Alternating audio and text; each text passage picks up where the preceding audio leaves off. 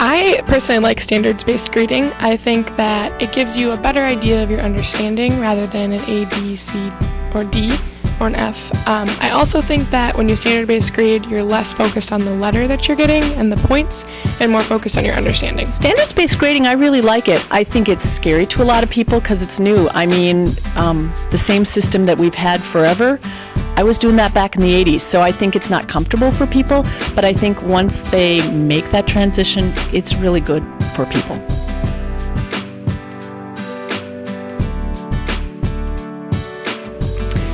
If we can reach an understanding where everybody understands what a 1, 2, 3, or 4 means and how it's going to eventually translate into a grade, and get them to focus on just the learning of the material rather than the points or the scale, I feel like it will benefit them in the long run. They'll see letter grades again when they get to the end of the semesters, and they'll see them in college, but it kind of gives you a better understanding of where you're at, which once you get to post-secondary is more important than the point scale that you're working with. Their concerns range from how am I going to know how we're doing, when is my grade going to come out, how is it going to transfer to a college transcript. I feel like if we can find a way to kind of blend those two, then the cons will disappear and kind of fade into just the pros. The pros are that when I give a grade, I really know that that grade is what the student did. It's not just a random percentage, you got this many wrong, and it has nothing to do with anything except the percentage you got right or wrong.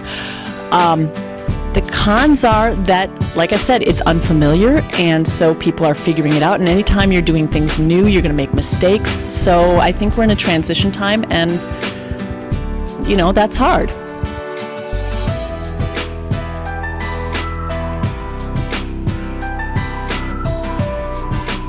They can actually progress towards the goal, and they're not trying to figure out what somebody else has got in their head.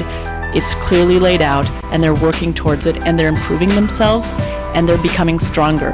And I don't think that in this world, it's really good for us to have to spend our lives trying to figure out what everybody else wants us to do. I think it's really great when people are empowered to figure out, here's a problem, how am I going to solve that?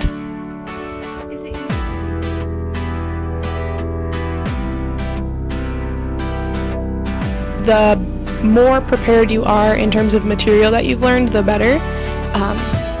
Having been in college, having been in high school, a lot of times it was memorizing just for the test and then forgetting it afterwards since I didn't think it was important. If you're striving to have an understanding and that's what your teachers are assessing rather than the number of points you got on each thing, I feel like you'll be better prepared to get into a situation where you're responsible for your own learning, and it is important to not just memorize it in order to get through to the next semester or whatever class is going to build on your current one. Yes, they have to strive, but they also have to have chances to improve. They have to have chances to struggle and still grow and move forward. I think that if this is a system where it's a gotcha system, it's just as bad as the old one. And so it's about being intentional and making sure that as we implement this, we keep correcting so that it's always, always in students' favor.